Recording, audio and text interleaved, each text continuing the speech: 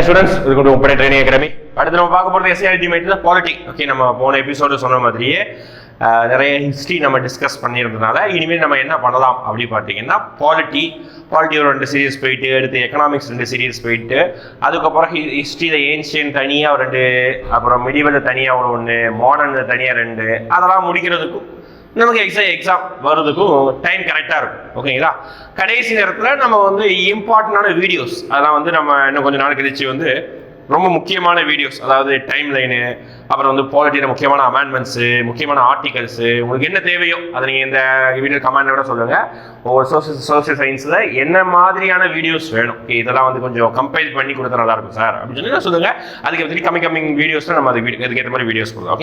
Okay எப்பவும் போல நம்ம சொல்லியிருந்தோம் போன எபிசோட்ல இருந்து ஒவ்வொரு எபிசோட்லையும் ஆரம்பத்திலையும் இறுதியிலையும் என்ன பண்ணணும் அப்படின்னு பார்த்தீங்கன்னா ஒரு கரண்ட் அஃபேர்ஸ் கேள்வி கேட்போம். அந்த கரண்ட் அஃபேர்ஸ்க்கு பதில் சொல்லியிருக்கோம். ஓகே, இன்னைக்கான கேள்வி ஆரம்பத்தில் இருக்கக்கூடிய கேள்வி என்ன அப்படின்னு பார்த்தீங்கன்னா, அதாவது 2023க்கான புல் டீச்சர் அவார்டு. ஓகேங்களா? அதாவது இந்த அவார்டு எதுக்காக கொடுப்பாங்க அப்படின்னு பார்த்தீங்கன்னா, மேகசின், நியூஸ் பேப்பர், அதாவது ப்ரெஸ், அதாவது இந்த செய்தித்தாள் இதில் வந்து யார் பெஸ்ட்டாக பெர்ஃபார்ம் பண்ணிக்கிறாங்களோ, சுதந்திரமாக பெர்ஃபார்ம் பண்ணிக்கிறாங்களோ, அது எந்த இடத்துக்கும் சார்பு இல்லாமல் பெர்ஃபார்ம் பண்ணிக்கிறாங்களோ அவங்களுக்கு கொடுக்கக்கூடியது தான் இந்த புல் டீச்சர் அவார்டு. ஓகேங்களா?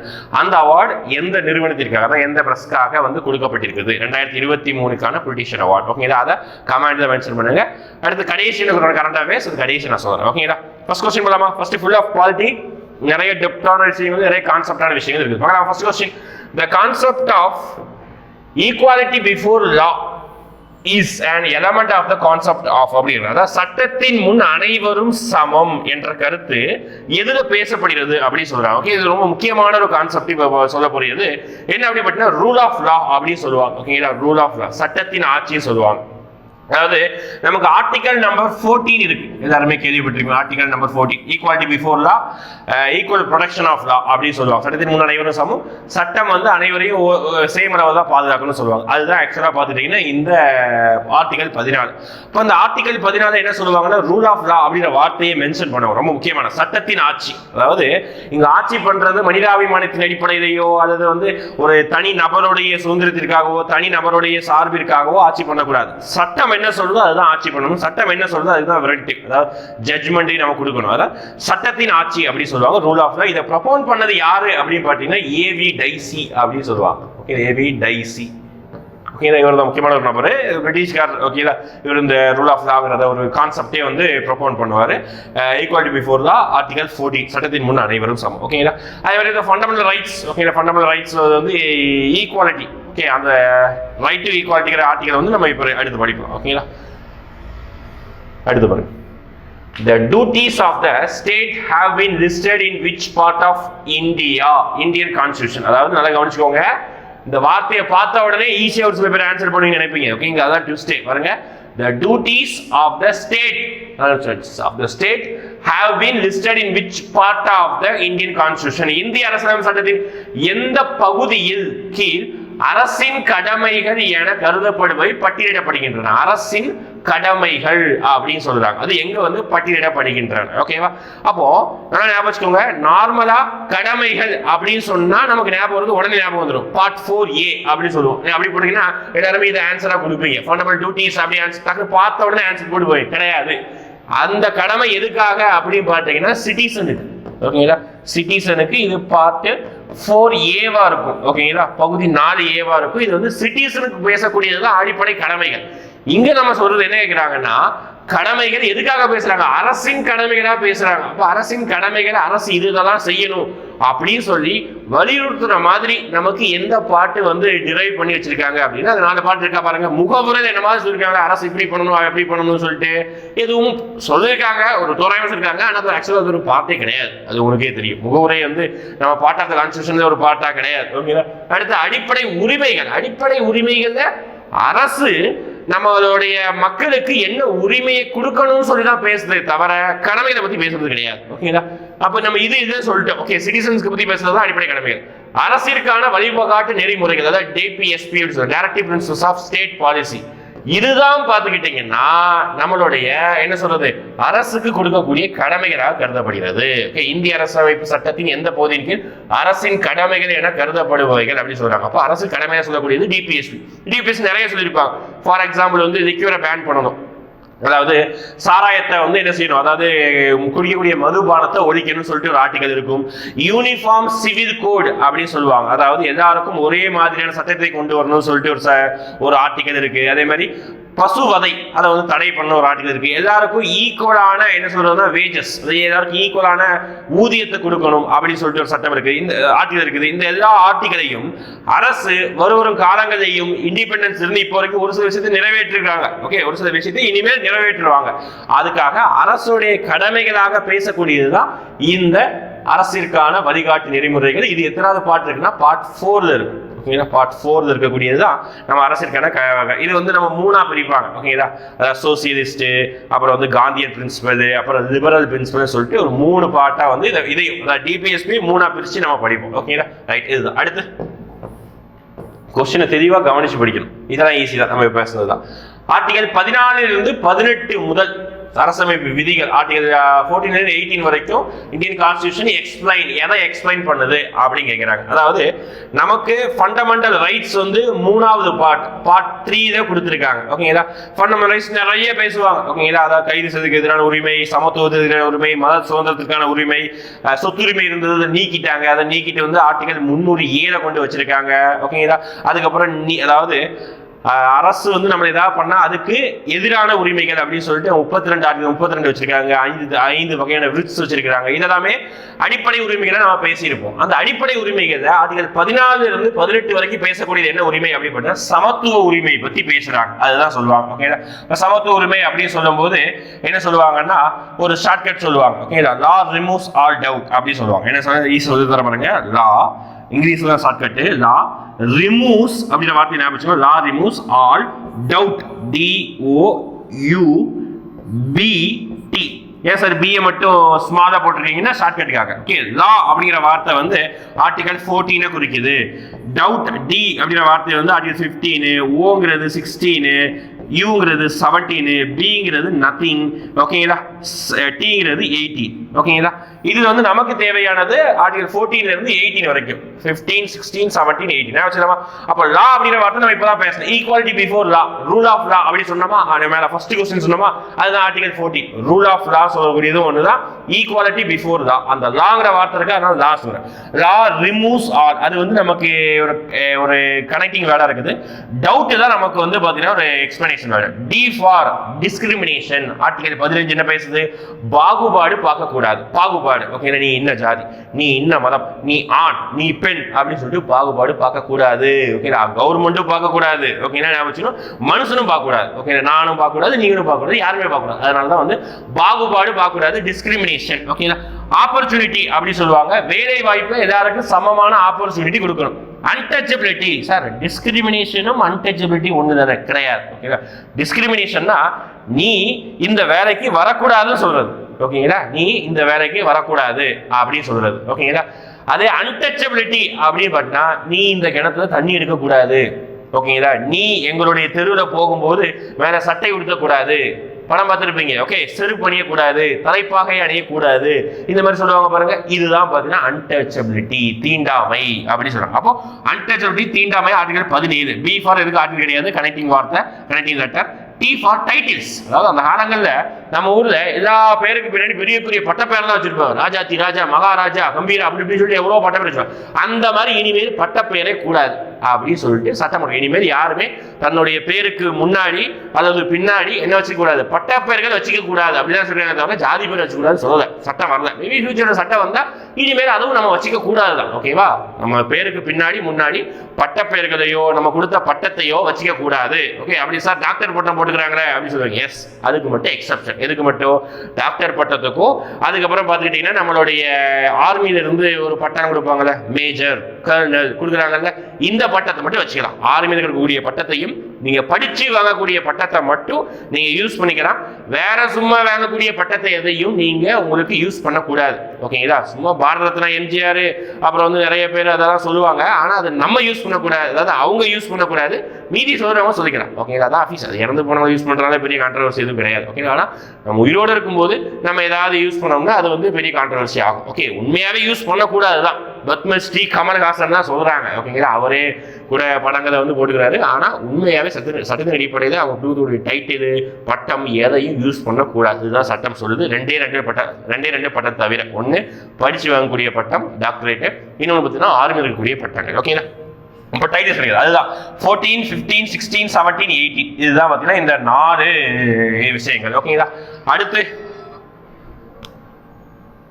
Article number 4. சரி சார், கொஸ்டின் நம்பர் 4. அப்போ இதுக்கு வந்து ஆன்சர் பார்த்தீங்கன்னா சமத்துவ உரிமை. நெக்ஸ்ட்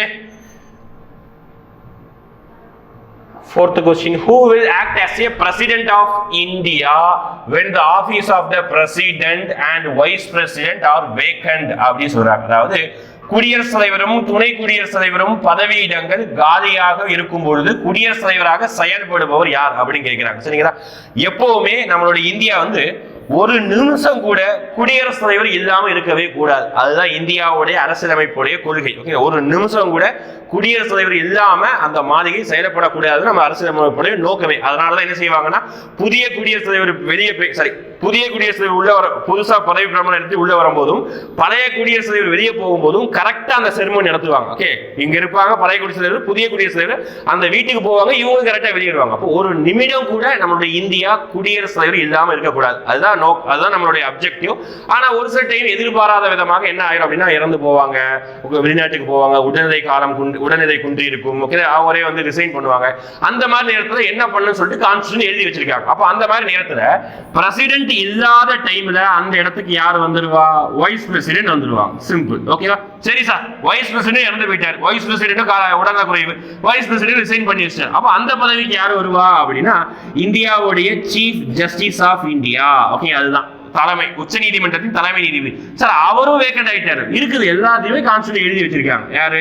சுப்ரீம் கோர்ட்டோடைய சீனியர் மோஸ்ட் ஜட்ஜி ஒருத்தர் இருப்பார், அவர் தான் வருவார். சார் அவரும் போயிட்டாருன்னா அப்படி சொல்லக்கூடாது. ஓகே, சுப்ரீம் கோர்ட்ல ஜட்ஜஸ் இல்லாம இருக்க மாட்டாங்க, கண்டிப்பா ஒருத்தர் 2 பேரா இருப்பாங்க. ஓகே, அது அப்போ இவ்வளவு விஷயம் நடந்திருக்கு. சார் இதே மாதிரி நீங்க சொல்ற மாதிரி என்னைக்காவது இந்தியா நடந்திருக்கா? எஸ், நடந்திருக்கு.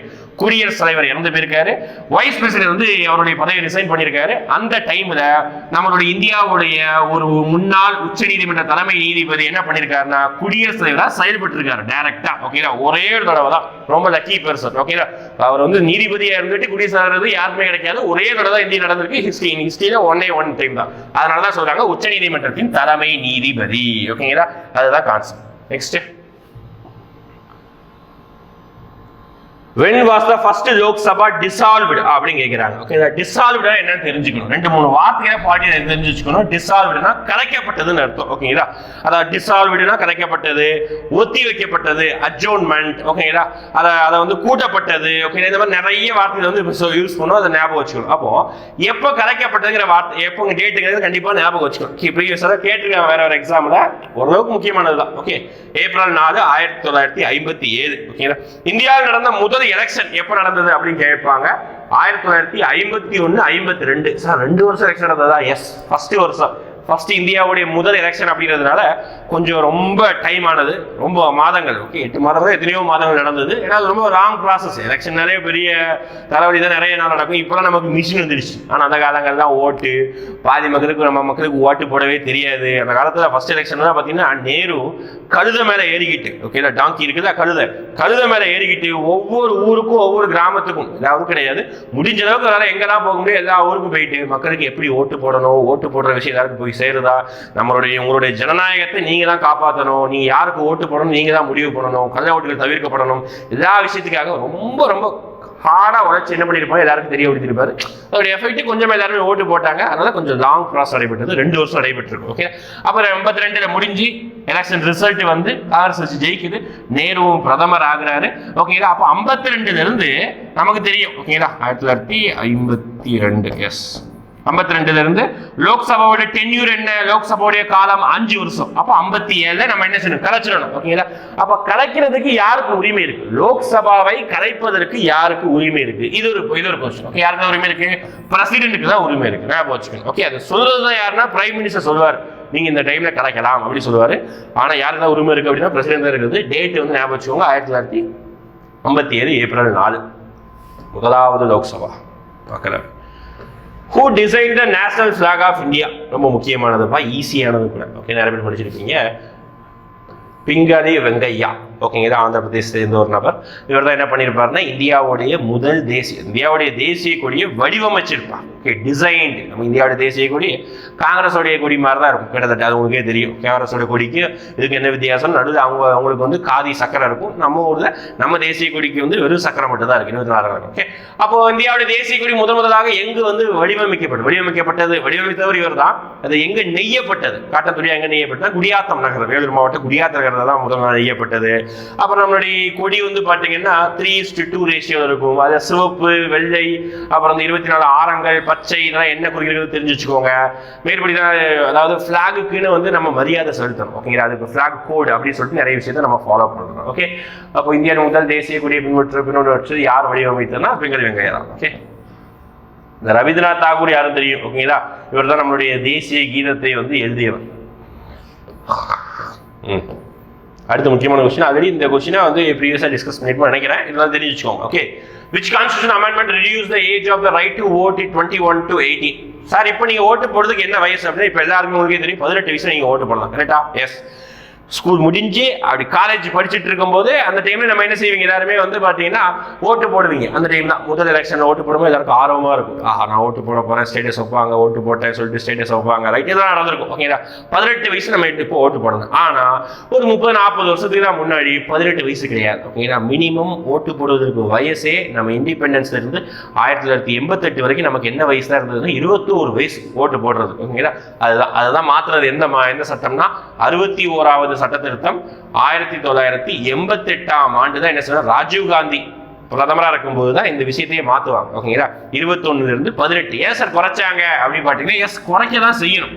காலங்கள் மாற மாற என்ன ஆகுனா உலகத்தோடு ஒத்து வாழணும்னு சொல்லிட்டு திருவள்ளுவரே சொல்லிருக்காரு. அதன் அடிப்படையில் என்ன செய்யணும்னா உலக நாடுகள் தான் என்ன வயது வச்சிருக்காங்க அப்படின்றத நம்ம ஃபாலோ பண்ணணும். ஓகே, உலக நாடுகள் தான் என்ன வயது வச்சிருக்காங்க, நம்மளும் அதுக்கேற்ற மாதிரி அதே மாதிரி வைக்க முடியாது, அதுக்கேற்ற மாதிரி கொஞ்சம் கூட குறைய நம்ம வச்சுக்கணும். அதுதான் வந்து எல்லாரும் ஃபாலோ பண்றது. ஆனால் 21 இருந்து ஏன்னா நிறைய விஷயம், நிறைய அவேர்னஸ் வந்து இளமையிலேயே வந்து எல்லாரும் வந்து ஓட்டு அந்த பொலிட்டிக்கலை பத்தி பேச ஆரம்பிச்சிட்டாங்க.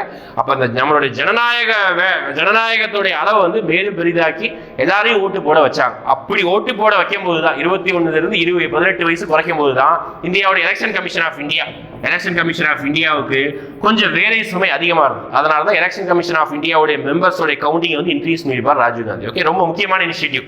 இனிமேல் வருங்காலங்களில் 18 இருந்து 17, 16 கூட கம்மி பண்ணுவதற்கான வாய்ப்புகள் இருக்குது. ரொம்ப வாய்ப்புகள் அதிகமாகவே இருக்குது. ஓகே, ஒரு 5 வருஷம் செய்ய மாட்டா வச்சுக்கோங்க, இன்னொரு 5 வருஷம் 10 வருஷம் கழிச்சு. ஓகேங்களா? கண்டிப்பா நம்மளுடைய ஏஜ் கம்மி. ஏன்னா உலக நாடுகள் எடுத்து பாருங்க, ஒரு சில நாடுகளுடைய ஓட்டு போட வயதே பார்த்தீங்கன்னா 16, 17, 18 இந்த 3 வருடங்கள் தான் அதிகமா இருக்குது. ஓகே, ஒரு சில நாடுகள்லாம் 17க்கு அடாப்ட் ஆயிட்டாங்க. அதனால நம்மளும் மேபி ஒரு வருடத்தை வந்து என்ன செய்யலாம் அப்படின்னா ஓட்டு போடுவதற்கு உயர்த்தலாம். அப்படி ஓட்டு போட உயர்த்தும் போது நிறைய விஷயங்கள் நம்ம வந்து சேஞ்ச் பண்ண வேண்டியது தேவை இருக்கு. ஓகே, அதுக்கு அமெண்ட்மெண்ட் கொண்டு வரணும். Okay, right. இந்த 86வது அமெண்ட்மெண்ட் நம்ம கடைசி ஒரு கொஸ்டின்ல பார்ப்போம். சரிங்களா? சரி, இது நான் இப்பயே சொல்லிடுறேன், பார்ப்போமா இல்லைன்னு தெரியல. 86வது அமெண்ட்மெண்ட் பார்த்தீங்கன்னா நம்மளுடைய எஜுகேஷனுக்காக, அதாவது 0ல இருந்து 14 வயது குழந்தைக்கு கம்பல்சரி எஜுகேஷன் கொடுக்கணும் அப்படின்னு சொல்லிட்டு ஒரு அமெண்ட்மெண்ட் ஃப்ரீ எஜுகேஷன் கொடுக்கணும்னு சொல்லிட்டு ஒரு அமெண்ட்மெண்ட் இருப்பாங்க. அதுதான் இந்த அமெண்ட்மெண்ட். இதன் அடிப்படையில் ஒரு ஆர்டிக்கலை உருவாக்காம 51A புதுசா ஒரு ஆர்டிக்கல் உருவாக்குவாங்க. அதுதான் வந்து அடிப்படை கடமையில ஒவ்வொரு பெற்றோர்களும் தன்னுடைய குழந்தைகளை வந்து பள்ளிக்கூடத்துக்கு சேர்க்கணும் அப்படின்னு சொல்லிட்டு சொல்லியிருப்பாங்க. 86வது அமெண்ட்மெண்ட். 52வது அமெண்ட்மெண்ட் என்ன அப்படின்னு கட்சி தாவல் தடை சட்டத்தை பத்தி பேசும். ஒரு கட்சியில இருந்து இன்னொரு கட்சிக்கு தாவறாங்க பாருங்க, அவங்களை வந்து டிஸ்குவாலிஃபிகேஷன் பண்ணுவதற்கான ஆன்டி டிஃபெக்ஷன் லா, அதை பத்தி தான் பேசுறது தான் இந்த 52வது திருத்தம் 1985ல வந்து. Okay, next article 200 explains about, ரொம்ப முக்கியமான ஆர்டிகல். ரீசெண்டா தமிழ்நாட்டில கவர்னர் குறித்து நிறைய சர்ச்சை எழுது. ஓகே, நீங்களே கேள்விப்பட்டிருப்பீங்க. ஓகேங்களா, கவர்னரை பற்றி நிறைய சர்ச்சை. கவர்னருக்கும் நம்மளுடைய ஆளும் அரசுக்கும், தமிழ்நாட்டுடைய ஆளும் அரசுக்கும் நிறைய மோதல் போக்கு நிகழ்கிறது. அப்போ கவர்னருடைய அதிகாரங்களை நிறைய இடங்கள்ல அவர் அதிகாரத்தை மீறி செயல்படுகிறான்னு சொல்லுவாங்க. தமிழ்நாடு அரசு அதாவது டிஎம்கே கட்சியும் அமைச்சர்களும் என்ன செய்வாங்க, ஆளுநர் என்ன பண்றாருன்னா அதிகாரத்தை மீறி செயல்படுறான்னு சொல்லுவாங்க.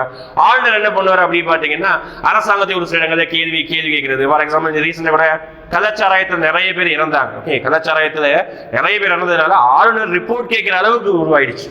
ஏன்னா எல்லா விஷயத்துக்கும் ஆளுநர் ரிப்போர்ட் கேட்க மாட்டார். தமிழ்நாட்டுக்குள்ள ஏதாவது சட்டம் ஒழுங்கு பெரிய விஷயம் நடக்கும்போது தான் என்ன செய்வாங்கன்னா ஆளுநர் ரிப்போர்ட்டே கேட்பார் தமிழ்நாடு அரசு கிட்ட. அப்போ அந்த டைம்ல தமிழ்நாடு அரசு தமிழ்நாடு அரசு கிட்ட ஆளுநர் ரிப்போர்ட்டே கேட்கிறார். இந்த மாதிரி அரசுக்கும் ஆளுநருக்கும் நிறைய சர்ச்சை மோதல் போக்கு நிகழும் பொழுது ஆளுநருடைய அதிகாரங்கள் பற்றி நம்ம டீட்டெயிலாக கொஞ்சம் படிச்சா கொஞ்சம் நல்லது. அவ்வளவுதான், வேற எதுவுமே கிடையாது. சரிங்களா, அப்போ ஆளுநரை பற்றின ஒரு ஆர்டிகல் தான் விதி 200. ஓகே, இதை பார்க்கலாம். என்ன விதி 200 பற்றி சொல்றோம்னா, ஆளுநர் ஆளுநர் ஒரு மசோதாவை குடியரசுத் தலைவரின் ஒப்புதலுக்காக வைத்துக் கொள்ள, அதுதான் சொல்றாங்க. ஃபார் எக்ஸாம்பிள், ஆளுநர் என்ன பண்றாரு அப்படின்னு பாத்தீங்கன்னா கவர்னர் கிட்ட ஒரு பில்லு வருது. என்ன பில்லு வருது? ஏதாவது ஒரு பில்லு வச்சுக்கோங்களேன். இப்போ ஃபார் எக்ஸாம்பிள் என்ன சொல்லலாம் அப்படின்னு பாத்தீங்கன்னா, தமிழ்நாட்டில் இனிமேல் பார்த்துக்கிட்டீங்கன்னா ஆல்ரெடி கொண்டு வந்துட்டாங்க ரம்மி பில் வச்சுக்கோங்க. ரம்மி ஆன்லைன் சூதாட்டத்தை கேன்சல் பண்ணுறதுக்காக ஒரு பில் வந்தது. அதை ஆளுநர் என்ன பண்ணாரு அப்படின்னா அப்படியே பெண்டிங்லேயே வச்சிருந்தார். கொஞ்ச நாள் பெண்டிங்லேயே வச்சுட்டு திருப்பி அனுப்புனார். ஓகே, திருப்பியும் கவர்மெண்ட்டுக்கு அனுப்பி கவர்மெண்ட் திருப்பியும் பாஸ் பண்ணி திருப்பி ஆளுநர்கிட்ட கொண்டு வரும்போது கண்டிப்பாக சைன் போட்டு தான் ஆகணும். சைன் போட்டு தான் வச்சிருந்தார். இங்கே என்ன பண்ணுவாரா அப்படின்னு பார்த்தீங்கன்னா அதே பில் ரம்மி பில் இங்கே வரும்பொழுது கவர்னர் என்ன பண்ணாருன்னா அவருக்கு ஒரு ஸ்பெஷல் பவர் கொடுத்துருக்காங்க. அவர் தன்னுடைய பவரை யூஸ் பண்ணி ஆர்டிகல் 200 யூஸ் பண்ணி அந்த பில்லை பிரசிடென்ட்டை கொடுத்து வைக்கலாம். ஓகே, பிரசிடென்ட் அவருடைய முடிவு அப்படின்னு சொல்லி பிரசிடென்ட்டை கொடுத்து வைக்கலாம். ஓகே, இதுதான் இங்கே சொல்ல வராங்க. இதுதான் ஆர்டிகல் 200. அடுத்து recording directive principal state policy, ரொம்ப முக்கியமானதுப்பா. கொஞ்சம் பெரிய கொஸ்டினா இருக்கு பாருங்க. ஸ்டேட்மெண்ட் கொஸ்டினா கேட்டீங்கல்ல, ரைட். தமிழை சொல்லிடுவா. வழிகாட்டு நெறிமுறைகள் டிபிஎஸ்பி சரியான கூற்று தான் கேட்கிறாங்க. ஓகே, வழிகாட்டு நெறிமுறை கோட்பாடுகள் இந்திய அரசமைப்பு சட்டத்தின் பகுதி 4 இடம்பெற்றுள்ளது. நம்ம ஆல்ரெடி சொல்லிட்டோம். எஸ், கரெக்ட் தான். பகுதி 1 என்ன? இந்தியாவுடைய பகுதியை பத்தி பேசுறது. பகுதி 2 என்ன? இந்தியாவுடைய சிட்டிசன்ஷிப் குடியுரிமையை பத்தி பேசுறது. பகுதி 3 என்ன? இந்தியாவுடைய அடிப்படை உரிமைகளை பத்தி பேசுது. பகுதி 4 என்ன? டிபிஎஸ்பி அரசுக்கு வழிகாட்டு நெறிமுறைகளை பத்தி பேசுது. பகுதி 4A என்ன அப்படி பார்த்தீங்கன்னா அடிப்படை கடமை பத்தி பேசுது. பகுதி 5 என்ன? மத்திய அரசு. இந்த மாதிரி ஞாபகம் வச்சுக்கணும். ஓகே, 14 என்ன அப்படின்னா இந்திய அரசமைப்பு சட்ட அந்த அடிப்படை நெறிகாட்டு முறைகள். அதுதான் கரெக்ட் தான். First statement correct. இது இரண்டாவது ஸ்டேட்மெண்ட் ரொம்ப முக்கியமானது. கவனிங்க, வழிகாட்டு நெறிமுறை கோட்பாடுகள் மீது இயற்றப்படும் சட்டங்களை நீதிமன்றம் தனது அதிகாரத்தின் மூலம் கால வரையறுக்க முடியும். கொஞ்சம் ஒரு சில பேர் புரியாத மாதிரி இருக்கும். இங்கிலீஷ் வாசிக்க. The court can uphold, இந்த வார்த்தை தான் முக்கியம். Uphold the validity of the law on the ground that it was enacted to give effect to the directive principle state policy. என்ன சார் சொல்றாங்க? உண்மையை புரியல சொல்றேன். ஓகேங்க, அதாவது இந்த டிபிஎஸ்பி வச்சு உருவாக்கக்கூடிய சட்டத்தை நீதிமன்றம் கோர்ட் என்ன செய்யலாம் அப்படின்னா தன்னுடைய பவருக்காக எடுத்துக்கொள்ளலாம் அப்படின்னு சொல்றாங்க. ஒண்ணுமே இல்லப்பா. ஓகே, ஃபார் எக்ஸாம்பிள் ஏதாவது சட்டமே சொல்றேன் பாருங்களேன். நாளைக்கு என்ன பண்றாங்க அப்படின்னா பசுவதை. ஓகேங்களா, பசுவதை இந்தியாவில் இனிமேல் யாருமே பசுமாடை வெட்டக்கூடாது, பசுவதை பண்ணக்கூடாது அப்படின்னு சொல்லிட்டு ஒரு சட்டம் கொண்டு வராங்க அப்படின்னா அந்த சட்டத்தை கோர்ட்டில் எதிர்த்து கேஸ் போடுறாங்க. இந்த நான் சொல்லக்கூடிய சம்பவம் ஆல்ரெடி நடந்திருக்கு.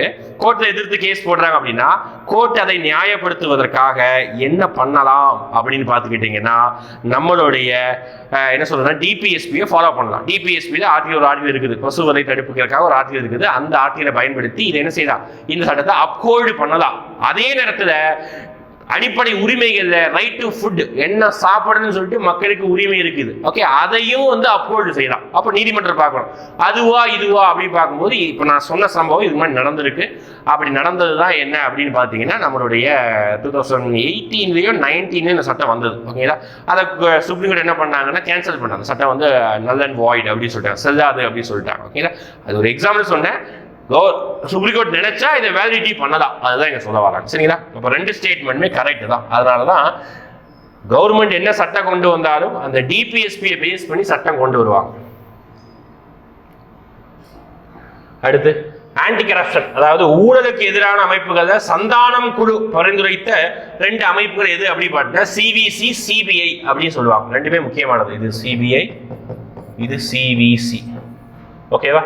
இந்த ரெண்டுமே வந்து சந்தானம் குழு பரிந்துரைக்கப்பட்டது 1, 2. ஓகே, இது ரொம்ப முக்கியமானது. நெக்ஸ்ட் கொஸ்டின், நம்ம மேல பார்த்த சந்தானம் கமிட்டி பரிந்துரைத்த ஒரு முக்கியமான ஒரு அமைப்பு தான் சிபிஐ அப்படின்னு சொல்லுவாங்க. ஓகேங்களா? நிறைய பாடத்துல கூட வந்து பார்த்துருப்பீங்க. சிபிஐ இருந்து வரோம் அப்படிதான் சொல்லுவாங்க. ஓகேங்களா? அப்ப அந்த சிபிஐ என்ன அப்படின்னு பார்த்துக்கிட்டீங்கன்னா, ஒரு இந்தியாவில் நடக்கக்கூடிய ஊழல் வழக்குகளை விசாரிப்பதற்காக இருக்கக்கூடிய ஒரு போலீஸ் மாதிரி அமைப்பு வச்சுக்கோங்களேன். சரிங்களா? போலீஸ் மாதிரி அமைப்பு தான். அதுக்கு அது எந்த வருஷம் உருவாக்கப்பட்டது கேட்கிறாங்க. சந்தானம் கமிட்டி தான் பரிந்துரைத்தது. உருவாக்கின வருஷம் பார்த்தீங்கன்னா ஏப்ரல் 1963 உருவாக்கப்பட்டது. சரிங்களா? கரண்ட் அஃபேர்ஸ்ல பார்த்து வச்சுக்கணும். இதுவும் கூட அடுத்த ஒரு பெரிய கொஸ்டின், அசஸ்டன் ரீசன். நான் சொன்னா ரொம்ப கஷ்டமான கொஸ்டின். கூற்று காரணம். ஓகே, இந்திய பாராளுமன்றத்தின் நிரந்தர சபையாக மாநிலங்களவை கருதப்படுகிறது. 100% உண்மை. ரெண்டு சபை இருக்கா, லோக்சபா, ராஜ்யசபா இருக்கா. லோக்சபா டெம்பரரி ஹவுஸ் அப்படின்னு சொல்லுவாங்க. டெம்பரரி 5 வருஷம் முடிஞ்ச 2 வருஷத்துக்கு கலைஞ்சிடும், யாரும் தெரியாது. ஓகேவா? ஆனா ராஜ்யசபா எப்பவுமே கிடையாது. ஓகேவா? ஏன் அப்படின்னா ராஜ்யசபா இருக்கக்கூடிய மெம்பர்ஸ் ஒவ்வொரு 2 வருஷத்துக்கு ஒருக்க என்ன செய்வாங்க, ரிட்டையர்ட் ஆகிட்டே இருப்பாங்க. ஓகேங்களா? ஆனால் அவங்களுடைய டென்யூரே வந்து 6 வருஷம். இப்போ நான் இன்னைக்கு எம்பி ஆகிட்டேன்னா நான் 6 வருஷம் கழிச்சு தான் ரிட்டையர்ட் ஆவேன். ஓகேங்களா? எனக்கு முன்னாடி போன வருஷமோ அல்லது அதுக்கு முந்தின வருஷமோ ஒருத்தர் எம்பி ஆகிருப்பார். ஓகேவா? அவர் என்ன செய்வார்னா அவரோட டைம்ல இருந்து 6 வருஷத்துல ரிட்டையர்ட் ஆவார். அதுதான் மொத்தம் ஒரு ரொட்டேஷன் அடிப்படையில் 3/1 எம்பி எப்பவுமே ரிட்டையர்ட் ஆகிட்டே இருப்பாங்க. 2 வருஷத்துக்கு இருக்கேன். ஓகே, ரிட்டையர்ட் ஆகிட்டே இருப்பாங்க. அதுதான் 3/1 அடுத்த பங்கு அடுத்தது 6 வருஷம் ஆயிரும் அந்த ரொட்டேஷன் அடிப்படையில். அதனால இந்த ராஜ்யசபா ஒரு நிரந்தரமான ஒரு அமைப்பு. ஓகே, அடுத்து பாருங்க. மாநிலங்களவை உறுப்பினர்கள் மாநிலங்களின் பிரதிநிதிகளாக இருக்கிறார்கள். எஸ், கரெக்டா இல்லையா? மாநிலங்களவையோட உறுப்பினர்கள் வந்து என்னது, மாநிலங்களுடைய பிரதிநிதியா இருக்கிறார். 100% உண்மை. ஓகே, அதனாலதான் அந்த அவைக்கு பேரே மாநிலங்கள் அவை. அந்த அவையை வந்து என்ன செய்யும்னா மாநிலங்களுடைய உரிமைக்காக தான் அதிகமாக குரல் கொடுக்கும். ஓகே, மக்களவை என்ன செய்வாங்கன்னா அவங்களோட தொகுதி மேம்பாடு, நாட்டுடைய முக்கியமான விஷயத்தை பத்தி தான் வந்து என்ன செய்வாங்கன்னா எங்க பேசுவாங்கன்னா மக்களவையில பேசுவாங்க. ஓகே, முன்னாடி பத்தி பேசிக்குவாங்க. இருந்தாலும் மாநிலங்களவையில அவங்க மாநிலத்துடைய சார்பு முக்கியமான விஷயங்களை பத்தி பேசுவாங்க. ஃபார் எக்ஸாம்பிள், இப்ப நம்ம மாநிலத்திலிருந்து திருச்சி சிவா, ஓகே, ராஜ்யசபா எம்பியா இருக்காரு வச்சுக்கோங்க. ஓகேங்களா? அவர் என்ன செய்வார் அப்படின்னு பார்த்தா தமிழ்நாட்டுக்கு ஒரு சில விஷயங்கள் இருக்கும் பாருங்க. தமிழ்நாட்டுக்கு இருக்கக்கூடிய ஒரு முக்கியமான தமிழ்நாட்டுக்கு ஜிஎஸ்டி நிறுவனத்துக்கு போய் கொடுக்கவே இல்லை, அதை கேட்பாரு. தமிழ்நாடு நாளைக்கே வந்து என்ன செய்ய போறாங்கன்னா பார்லிமெண்டோட எண்ணிக்கை வந்து இன்க்ரீஸ் பண்ண போறாங்க. இப்போ 565 இருக்கு, 550 இருக்கக்கூடிய 545 இருக்கக்கூடிய எம்பியை, லோக்சபா எம்பியை நாளைக்கு வந்து என்ன செய்ய போறாங்களாமா, அடுத்த வருடங்களை 700-750 மாற்ற போறாங்க. அப்படி மாற்றும் போது தமிழ்நாட்டினுடைய 39 எம்பி கொஞ்சமா இன்க்ரீஸ் ஆகி ஒரு 50-55 கிடைக்கணும். அவங்க என்ன பண்ணுவாங்க, தமிழ்நாட்டில் தான் நமக்கு வந்து ஓட்டிங் பேங்க் சொல்லிட்டு ஒரு 40-45 கொடுப்பாங்க. இதுதான் இடிக்கும். இந்த மாதிரி விஷயத்துக்கு மாநிலங்களவையில் குரல் எழுப்பணும். அதுதான் வந்து மாநிலங்களவை எம்பியோட முக்கியமான ஒரு வேலை. அதுதான் பார்த்துட்டீங்கன்னா மாநிலங்களோட பிரதிநிதியாக இருக்கிறார்கள். Yes, correct. ரெண்டுமே கரெக்ட். ரெண்டுக்கான விளக்கமும் கரெக்ட். எந்த சட்ட திருத்தமா? Fundamental duties were added to the Indian constitution by which amendment அப்படின்னு சொல்றாங்க. அதாவது இதுக்கு சேர்க்கிற அடிப்படை உரிமைகள், டியூட்டிஸ் அடிப்படை கடமைகள், பிரிண்டிங் மிஸ்டேக். ஓகேவா? அடிப்படை கடமைகள் இந்திய அரசியலமைப்பில் எந்த சட்டத்தின் அடிப்படையில் சேர்க்கப்பட்டிருக்கிறது அப்படின்னு கேட்கிறாங்க. ஓகேவா?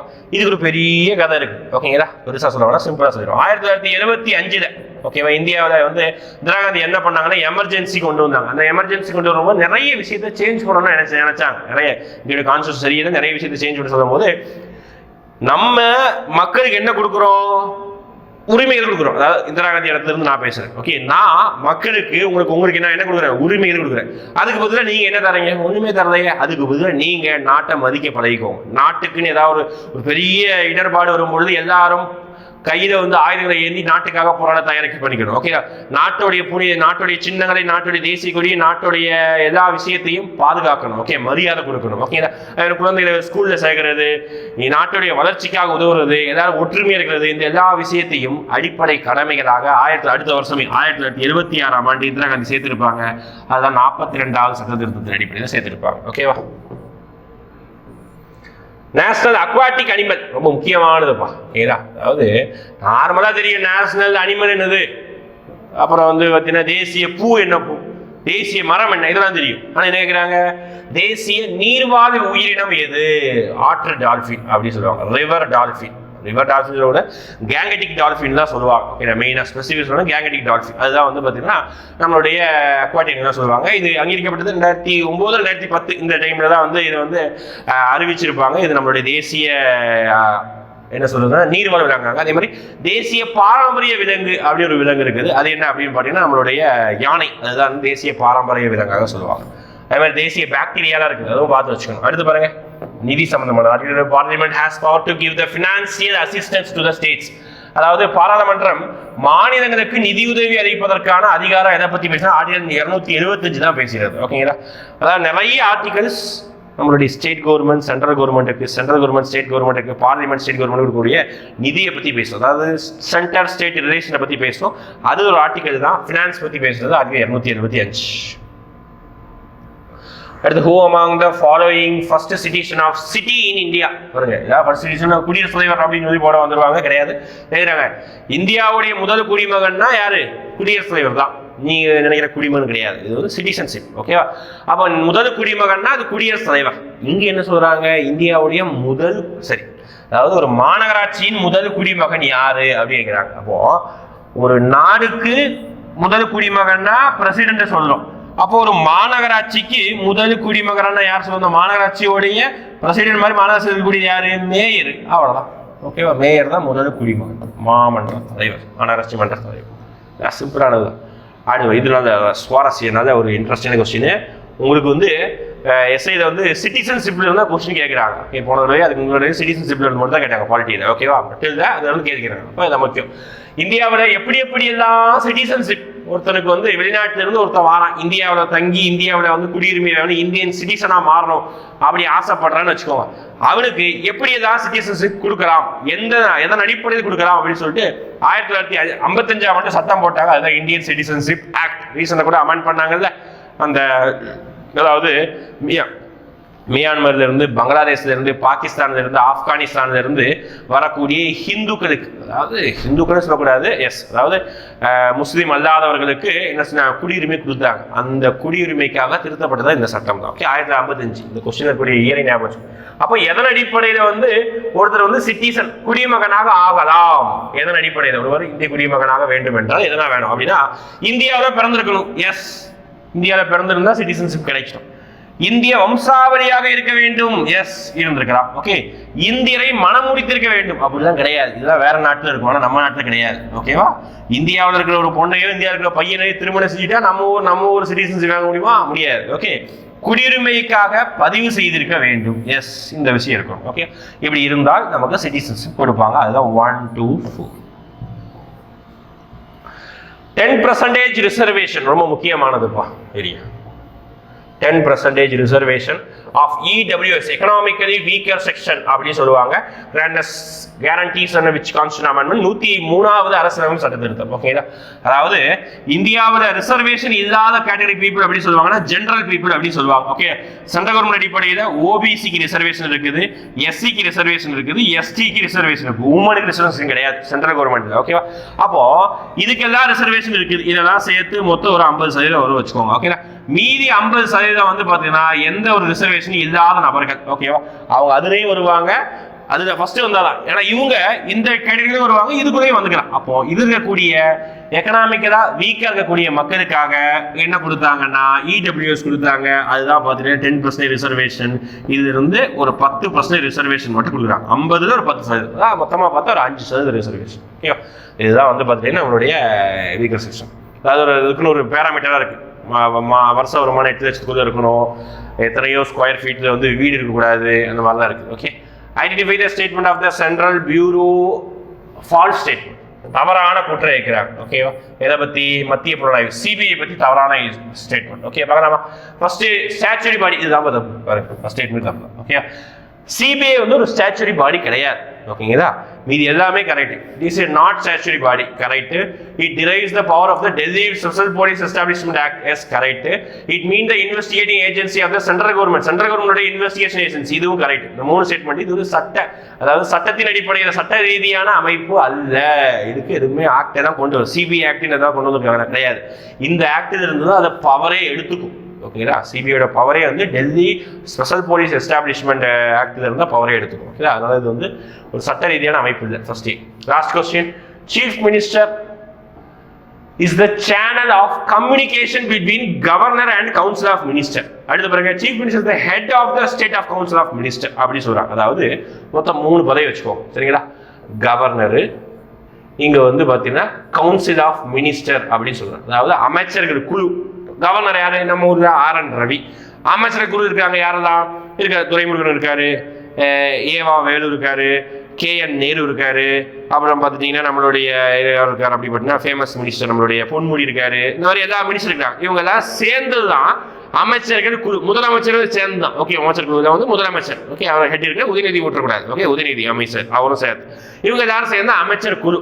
ஓகே, அப்போ கவர்னரு இந்த அமைச்சர் குழு, இவங்க 2 பேருக்கும் தொடர்பு பாலமா இருக்கக்கூடியதா யாரு அப்படி பார்த்தீங்கன்னா நம்மளுடைய சீஃப் மினிஸ்டர். எஸ், உண்மைதான். ஓகே, அதுதான் ஃபர்ஸ்ட் ஸ்டேட்மெண்ட் சொல்றாங்க. Chief minister is the channel of communication between கவர்னருக்கும் கவுன்சில் ஆஃப் மினிஸ்டருக்கும், அமைச்சரவை ஆளுநருக்கும் அமைச்சரவைக்கும் இடையே தகவல் தொடர்பு பாலமாக செயல்படுபவர் யார் தான்? இவர் தான். ஓகேவா, இவர் தான் இங்க இருக்கக்கூடிய தகவலை அங்க கொண்டு போய் சேர்க்கணும். இங்க ஏதாவது இந்த ஒரு இப்போ விளையாட்டுத்துறை அமைச்சராக இருக்கக்கூடிய உதயநிதி ஏதாவது என்ன பண்றாரு அப்படி பண்ணா, உதயநிதி அவர்கள் மரியாதை கொடுக்கணுமா? உதயநிதி அவர்கள் வந்து என்ன பண்றாரு அப்படி பார்த்தீங்கன்னா, ஏதாவது பில் பாஸ் பண்ணணும், அப்படி விளையாட்டுத்துறை சார்பாக பில் பாஸ் பண்ணணும் அப்படி சொல்றாங்கன்னா என்ன பண்ணணும் அப்படி பார்த்தீங்கன்னா, அதை அப்படியே கொண்டு வந்து ஆளுநர்கிட்ட கொடுக்கணும். அது யாருடைய பொறுப்பு? இவங்க 2 பேருக்கும் பாலமா செயல்படுறது நம்மளுடைய முதலமைச்சர் தான். ஓகேங்களா, அதுதான் சொல்ல வராங்க. அது அடுத்து மாநில அமைச்சரவை குழுவுக்கு தலைவராக செயல்படுவர் முதலமைச்சர் தான். 100% உண்மைதான். நீங்க டிவியில மீட்டிங்லேயே பார்ப்பீங்க. ஓகேங்களா, என்ன அப்படி பார்த்தீங்கன்னா அமைச்சரவை குழு கூடுகிறது அப்படின்னு சொல்லுவாங்க. சைடு எல்லா மினிஸ்டர்ஸ் உட்கார்ந்து இருப்பாங்க, சென்டர்ல ஹெட்டா யார் தான் இருப்பாங்க அப்படின்னா முதலமைச்சர் மு.க. ஸ்டாலின் அவர்கள் தான் இருப்பாங்க. ஓகேங்களா, இதுதான் ஆக்சுவலா பார்த்துட்டீங்கன்னா நம்மளுடைய நடைமுறையே. இப்போ அமைச்சர் குழுவுக்கு தலைவர் யாரு? முதலமைச்சர். அப்போ இதுவும் கரெக்ட், காரணம் கரெக்ட் தான், காரணமும் கரெக்ட் தான். ஓகேங்களா, 2 பேரும் கரெக்ட். ஆன்சர் வேறையான விளக்கம். ஓகே, முடிஞ்சதா? ரைட். இத்துடன் என்ன முடிஞ்சது? 20 கொஸ்டின்ஸான எஸ்ஏ அல்டிமேட் முடிஞ்சது. இப்போ உங்களை கடைசி கேட்கக்கூடிய கேள்வி என்ன அப்படின்னு பார்த்தீங்கன்னா கரண்ட் அஃபேர்ஸ். ஃபர்ஸ்ட் ஒரு கேள்வி கேட்டாச்சு, அதை பார்த்து வந்துடுங்க. கடைசி என்ன கேள்வி கேட்குறேன் அப்படின்னு பார்த்தீங்கன்னா, ரீசெண்டாக ஒரு ஐஎன்எஸ், ஓகே, போன வருஷமா ஐஎன்எஸ் பற்றி ஒரு கொஸ்டின் வந்து இந்த வருஷம் வரலாம்னு சொல்லிட்டு கேட்குறோம். ஓகே, ரீசெண்டாக ஒரு ஐஎன்எஸ் கப்பல் 70 வருடமாக பணியாற்றிய ஐஎன்எஸ் கப்பல் வந்து அதோடைய பணியை வந்து நிறைவு செய்திருக்கு. அந்த கப்பலுடைய பெயர் என்ன? அது மட்டும் நீங்கள் கமெண்ட்ல மென்ஷன் பண்ணுங்க. சரியா, ஃபர்ஸ்ட் கொஸ்டின் கேட்டிருக்கேன், இந்த கொஸ்டின் கேட்டுக்கோங்க, பார்த்துக்கோங்க. அதே மாதிரி பார்த்தீங்கன்னா நம்மளுடைய வீடியோ தொடர்ந்து பார்த்துட்டு எவ்வளோ மார்க் உங்களால் எடுக்க முடியுது அப்படின்ற விஷயத்தை நீங்கள் வந்து கமெண்ட்ல மென்ஷன் பண்ணுங்க. ஓகேங்களா, நெக்ஸ்ட் எபிசோட அடுத்த எபிசோட சந்திக்கலாம். அடுத்த எபிசோட் எக்கனாமிக்ஸ் பார்க்கலாம். ஓகேங்களா, தேங்க்யூ.